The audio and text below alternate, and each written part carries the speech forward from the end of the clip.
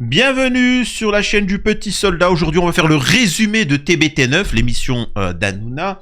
Il y a plusieurs points. Ils vont parler de Jacques Cardoz. Vous savez, il y a eu un livre qui a été fait sur Cyril Hanouna par Jean-Michel Apathy et il a reçu l'ancien chroniqueur Jacques Cardoz qui s'est plaint d'Hanouna. Fabrice Divisio va aussi s'exprimer là-dessus. Donc on va réagir bien évidemment. Et aussi l'émission va aborder le cas de comment il s'appelle de la corrida, de la corrida. Car Jérém Star, l'influenceur Jérém Star, le créateur de contenu Jérém Star, qui va rentrer dans une corrida pour faire un appel à stopper les violences faites aux animaux et ainsi de suite, ce qui va créer une polémique. Et on va regarder les petites affaires criminelles traditionnelles qu'il y a en fin d'émission sur TBT9, dont un événement horrible. Vous savez, il y a cette Philippine qui, dans le bois de Boulogne, a perdu la vie. Et il y a un reportage 1 an après, jour pour jour, de BFM qui va avoir lieu.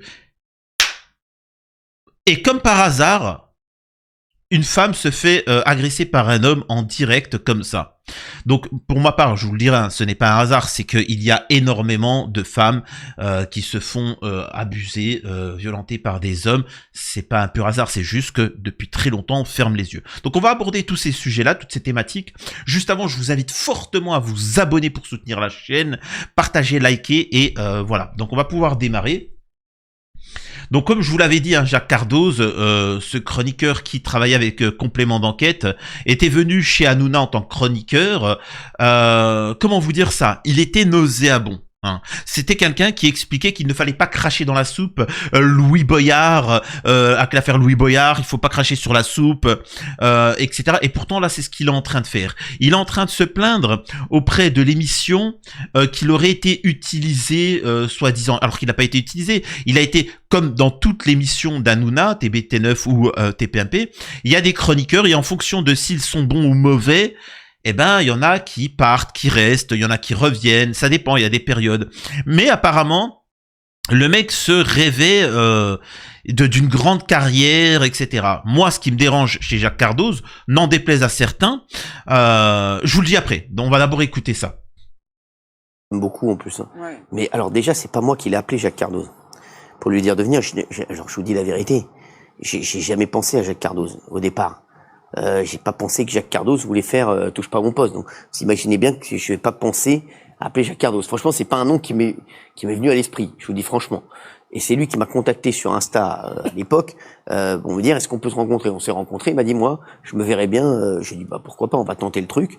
Et voilà. Et pour vous dire qu'on ne l'a jamais lâché, mine de rien, sachez qu'on a essayé de le faire travailler sur des productions. Je sais que Gilles, vous le savez. Oui, absolument. Voilà, et on lui a même proposé de revenir Oui. à des moments, Oui, je sais. et il nous a dit non. Donc voilà. Donc nous, on peut pas tenir les mecs par la main pendant 100 ans. Hein. Et puis nous, on lui a rien demandé de lâcher. Nous, on lui a dit si tu veux partir dans l'aventure, tu pars dans l'aventure. Après, on sait jamais comment ça va tourner. Mais en tout cas, ce n'est pas moi qui suis allé le chercher. 2, j'ai aucun problème avec lui. 3, je ne lui ai pas répondu, mais j'ai répondu par SMS. Alors, ce qu'il faut comprendre aussi, on peut apprécier, là n'est pas la question d'apprécier Hanouna, TPMP, TBT9, c'est pas le sujet. Ce qu'il faut comprendre, c'est que Jacques Cardoz, je suis désolé de dire ça, voyant la fin d'Hanouna, de TPMP et de C8, l'a très mal pris et a commencé à parce que c'est un lâche, parce qu'a commencé à cracher sur Hanouna. Maintenant que TBT9 fait un peu plus d'audience, bon, voilà, c'est pas, le but n'est pas de faire du clash comme avec TPMP, mais c'est des audiences qui sont stables. Et ben, il est un petit peu en travers de la gorge. Ce même Cardoz qui disait, il faut pas cracher dans la soupe. Moi, personnellement, on peut détester, ne pas apprécier Hanouna, mais faut savoir que Jacques Cardoz était juste chroniqueur sur TPMP, et rien que ça, j'ai bien dit rien que ça, le mec s'est lâché comme personne. Le mec appelait à ouvrir des camps. Des camps.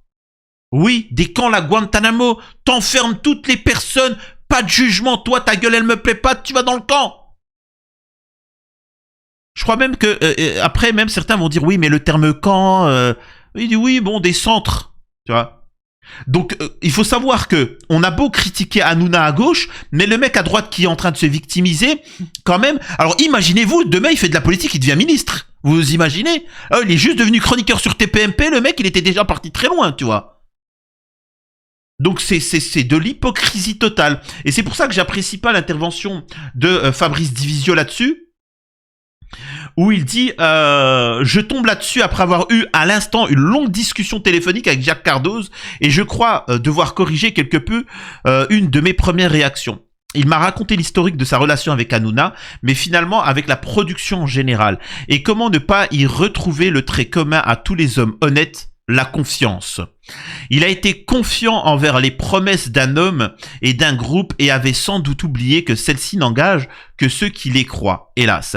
Être débordé n'autorise pas à maltraiter les hommes, et un pardon ou ne t'inquiète pas ne prend pas beaucoup plus de temps. Bah dis donc, alors voilà moi ce que je déteste, c'est tout ce que je déteste, je suis désolé, mais quand cette personne-là, entre guillemets, sur l'émission, il avait fait une petite émission et qui n'a pas été diffusée parce que c'était la fin de C8, le mec en fait un scandale, il pleure, il chouine, il se victimise. Par contre, il était prêt à mettre dans des camps, on peut dire concentration, appelle ça comme tu veux, des camps à Guantanamo, pendant 40 ans enfermer des gens et les torturer, sans aucun jugement parce que la gueule pleut pas. C'est quand même phénoménal.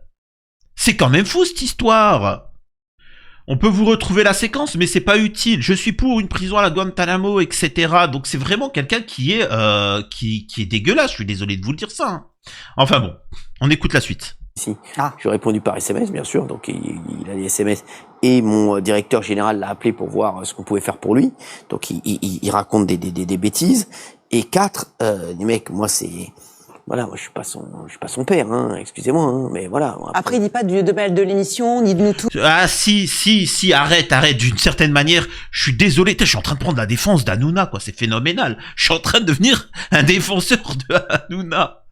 Enfin, il a aimé l'aventure TPMP. Je trouve que malgré tout, moi je l'adore. Même si c'est un peu un dépit amoureux pour lui, parce que peut-être qu'il en attendait plus, il avait peut-être envie qu'on lui dise, bah non, on veut plus toi. On lui a dit de revenir. En tout cas, il dit du bien de TPMP de l'époque, il dit du bien de nous tous, il dit du bien de l'émission, il dit que ça a été une belle aventure pour lui. Donc je trouve que ça va quand même, c'est pas non plus, il est pas aigri et méchant, je trouve. Mais non, en plus, moi je l'aime beaucoup, Jacques, voilà. Mais c'est vrai que Jacques, on lui a proposé de venir, là, je crois qu'il y a 10 jours, mes équipes m'ont appelé, ils me disent ce que tu veux. Oui, c'est ce que j'allais vous dire. Voilà. Oui, c'est ça. Très récemment, oui. Vous avez tendu la main pour qu'il revienne, pour qu'il fasse des interventions dans l'émission, etc. Et puis je rappelle à Jacques, nous, on n'était pas à l'antenne pendant 6 mois, donc forcément. Ouais, c'est difficile. Alors, il a refusé, mais je vous assure que si TBT9 fait 2 millions d'audience tous les soirs, je peux vous assurer que vous inquiétez pas qu'il sera disponible. Ce mec-là est un hypocrite, je suis désolé, et j'espère véritablement que dans l'émission, ils ne le reprendront plus jamais. Dites-moi si vous êtes d'accord avec moi, bien évidemment. On passe du côté de Jérém Star. Écoutez, Jérém Star qui est venu et qui, pour dénoncer la corrida, est intervenu et a bloqué une corrida, etc. Sur Facebook. Attends que je raconte ça au monde. Je sais pas. C'est vrai que c'est en fait vous détestez la corrida. C'est voilà, et donc vous êtes dit je vais faire une action. Pourquoi? Alors je déteste toute forme de maltraitance animale, mais en fait je pense que j'avais pas conscience que la corrida se passait comme ça. Donc j'ai eu envie d'aller voir comment se passait une corrida, et je pense que beaucoup de gens d'ailleurs ignorent que oui, ça existe encore dans des villes de France, notamment à Nîmes. Et donc franchement, ça a été insoutenable parce que voir des taureaux devant plus de 10 000 personnes dans une arène qui sont avides de sang, qui sont heureux qu'on poignarde un animal, et voir le cadavre de l'animal traîner par terre comme ça, en fait, j'ai littéralement pété les plombs. Et j'avais prévu de faire cette action, mais je l'ai peut-être faite un peu plus vite que prévu, et j'ai décidé au moment du coup de grâce finale, lorsque le taureau est tué au sol, et que c'était un moment très important pour le torero, de troubler ce silence et cette gloire qu'on lui donne, en faisant irruption et en brandissant donc une pancarte « Fuck la corrida ».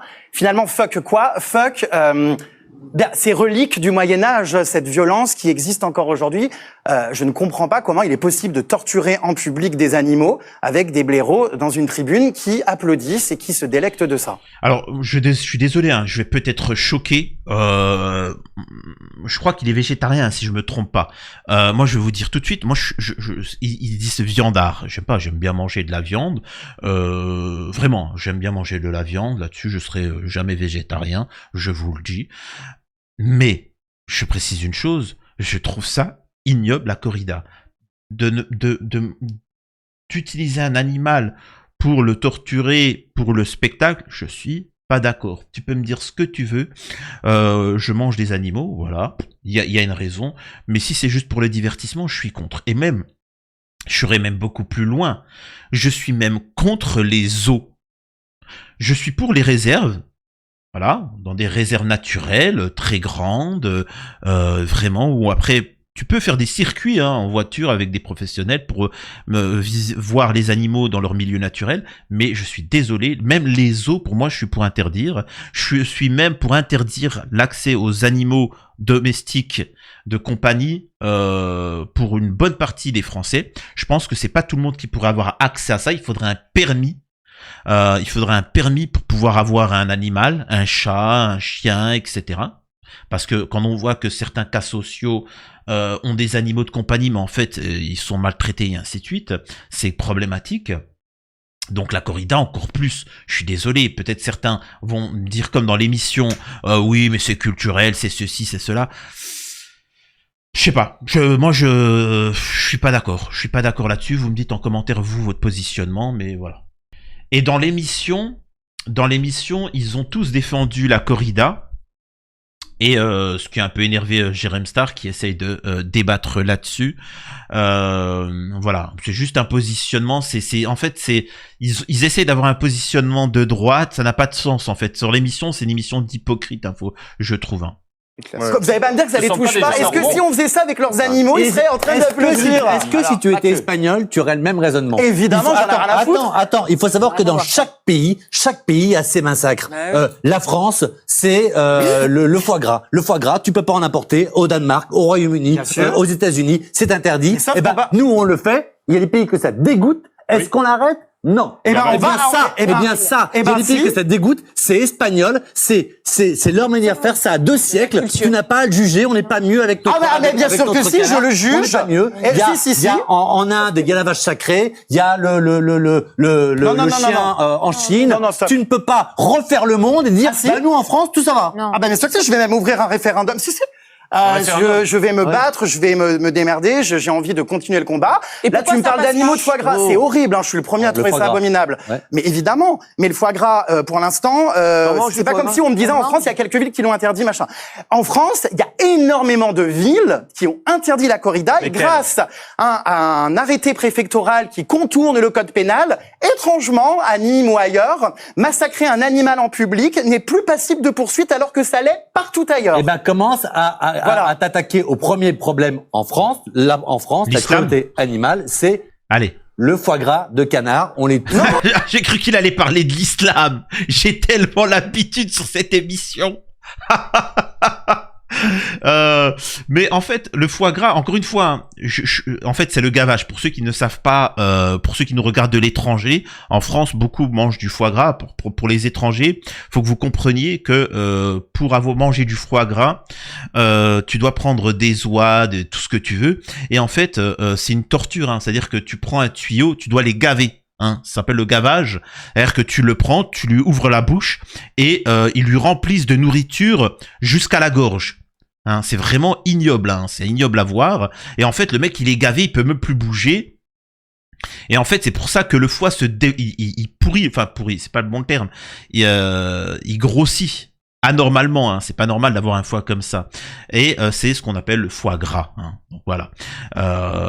Et certains disent que ce n'est pas correct. Sauf que, à la différence, je précise encore une chose. C'est pas acceptable. Je trouve ça dégueulasse, mais ça reste alimentaire. Ça reste pour de la nourriture. Ce que je veux dire par là, le divertissement, je je sais pas, ça me dérange pas les spectacles où un peu à la Interville où tu mets une vachette, un taureau qui déglingue la gueule à des toreros là, je sais pas quoi, ils se font, je m'en fous ça, tu vois. Mais après abattre la bête, ça je suis pas d'accord. En tout cas, c'est mon point de vue, encore une fois, je le répète. Là, en France, la cruauté animale, c'est le foie gras de canard. On les tue, on les gave, on les rend malades. La cruauté animale, c'est tout. Il y a un Donc voilà, bah après c'est son combat, hein. Chacun mène son combat, t'as pas à lui dire ce qu'il doit faire. Ce qui nous permet d'arriver à la dernière séquence de la vidéo que je voulais vous montrer ce soir, c'est cette affaire-là. Écoutez, je vous le montre et on en discute juste après. Ce week-end encore, des images effroyables des journalistes confrontés à une agression sexuelle au bois de Boulogne. On va voir les images derrière. Enfin, on va voir, mettez les images en fond pendant que Gilles parle. La scène est folle, ça se passe donc au bois de Boulogne, vendredi à 14h. Il y a Alors tout est flouté, hein. des journalistes de BFM qui sont en plein tournage. Nous sommes 1 an après le meurtre de Philippine, qui a eu lieu au même endroit. Donc ils font un tournage là-dessus, et d'un coup ils entendent des cris. Ils voient un homme nu qui a surgi d'un bosquet, qui attrape une femme, qui lui touche les seins et qui veut l'emmener dans le bosquet. Alors il est nu, les journalistes entendent, voient et ont la bonne réaction. Ils foncent sur l'agresseur, qui fuit, qui retourne dans les fourrés. Bravo à eux. Ouais. Et bravo à eux. Et tout de suite après, ils appellent la police. Quelques minutes après, la police arrive. Les 2 journalistes guident les policiers dans les fourrés, retrouvent l'homme qui a été interpellé, et les 2 journalistes portent plainte pour exhibition sexuelle. Alors, pourquoi je voulais vous montrer ça? C'est-à-dire que il faisait un reportage sur 1 an après que la petite Philippine, 19 ans, a été perdu la vie dans ce bois-là. Où elle a été abusée et tuée, et 1 an plus tard, ils faisaient un reportage pour dire, regardez, c'est dangereux, c'est impossible de sécuriser tout ça. Ils entendent des cris, et hop, une femme se fait bip par cet homme-là. Et c'est vous dire un petit peu le problème en France, le laxisme qu'il y a. C'est vraiment phénoménal. Il y a un laxisme, un manque de moyens, et tout simplement parce que nos hommes politiques ne mettent pas la priorité sur les intérêts des Français. Je pense qu'il faudrait beaucoup plus de référendums pour tous les sujets, et vous verriez que on réglerait beaucoup de problèmes dans ce pays. Parce que, excusez-moi de vous dire ça, pendant 1 an, on n'a parlé que de Boualem Sansal et de l'Algérie. Alors que ça n'a rapporté de l'argent, au final on a tout perdu. Mais est-ce que franchement c'est dans votre intérêt le Boualem Sansal? Non. Par contre, de savoir pourquoi ils se priveraient, les gens qui abusent de femmes et d'enfants, pourquoi ils se priveraient? Ils ont que du sursis, ils sont jamais condamnés quand ils se font attraper en plus. Hein. Et en plus ils sont multirécidivistes. Donc pourquoi s'en priveraient-ils? Donc il y a un moment, il faut se poser des bonnes questions. Tout le monde pense à sa gueule, tout le monde pense à ses intérêts. Cardoz, sa priorité, c'est de mettre en tôle tous les fichiers S des Guantanamo. On comprend pourquoi son idéologie, hein, le choc des civilisations, les musulmans, machin, etc. Donc en fait, ils ont tous des intérêts propres, et ça, c'est gênant. Donc voilà. Donc dites-moi ce que vous en pensez par rapport à tous ces sujets, et on se retrouve une prochaine fois pour commenter l'émission TBT9.